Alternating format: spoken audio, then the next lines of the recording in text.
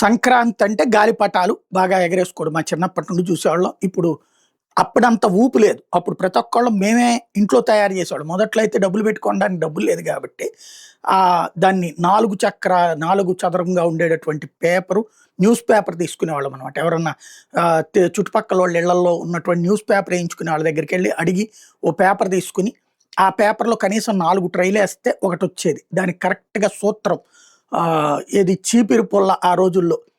చీపిరి పుల్లని అలా కరెక్ట్‌గా పెడితే గనక దాంట్లో అటు చివర, ఇటు చివర ఎడ్జెస్ తీసేసి పెట్టి, అలాగే నిలువుగా ఇంకొక పుల్ల ఈ రెండిటిని అతికిచ్చేవాళ్ళు. చదరంగా కరెక్ట్‌గా ఉండేటట్టు స్కేల్‌తో చూసుకొని కట్ చేసేవాళ్ళం అనమాట. అలా జాగ్రత్తగా ఆ రోజుల్లో గాలిపటాలు ఎగరేసుకున్నాం. దారం అంటే ఇంట్లో ఆహ్, మా ఇంట్లో మా అమ్మ మిషన్ కుడతా ఉండేది. చిరిగిపోయిన బట్టలు అట్లాంటియి. ఆ మిషన్‌కి ఉన్నటువంటి దారంతోనే ఎగరేసి కొంతవరకు. ఆ తర్వాత టైన్ దారం వాడటం చూసాం. మాంజ్యా అప్పట్లో మాకేంటంటే అన్నము, గాజు పెంకుల్ని బాగా నూరేసేసి, పొడి చేసేసి బాగా విపరీతంగా అంటే చేతికి గుచ్చుకోకూడదు. దాన్ని జల్లెడలాగా పట్టేసేసి, ఆ వచ్చినటువంటి పొడితో ఈ అన్నం బాగా మెత్తగా నుమ్మేసి, ఈ రెండిటిని కలిపి మేమే రాసేవాళ్ళం అనమాట. అయితే ఎక్కడా గూడా ఆ రోజుల్లో తలకాయలు కోసే పరిస్థితులు ఉండేది గాదు. ఇప్పుడదేదో చైనా మాంజాట. హైదరాబాద్‌లో మొన్న మధ్యన ఒక ఏఎస్ఐ గారి దగ్గర నుంచి ఇప్పటికి దాదాపు 7, 8 మందికి నిన్న ఒక చిన్న బిడ్డ ప్రాణాలే కోల్పోయింది. 3 అడుగులు లోపలికి దిగిందట మాంజా. మాంజా అనేటటువంటిది ఫస్ట్ ఒకసారి అట్లా ఎగరేస్తున్నప్పుడు మామూలుగా ఏంటి గాలిపటం అట్లా పైకెళ్ళే కొద్దీ చేతిలోంచి దారం వెళ్ళిపోతా ఉంటది. చేతులు కోసుకుపోయినాయి.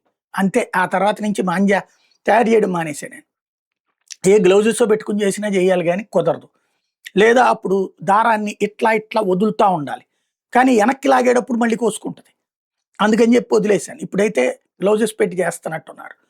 కానీ ప్రాణం కోల్పోయినటువంటి పరిస్థితి. ఇప్పుడు దీనికి బాధ్యత ఎవరు వహించాలి? ఇప్పుడు కేస్ కట్టారట. అన్‌నోన్ పర్సన్ అని. గాలిపటం మీద కేసు పెట్టాలా? మాంజా మీద కేసు పెట్టాలా?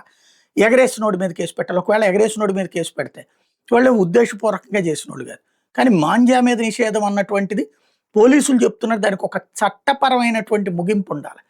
మాంజా అనేటటువంటిది కంప్లీట్ బ్యాన్ చేయడమే కాకుండా అది గనక వాడితే క్రిమినల్ కేసు అన్నటువంటిది.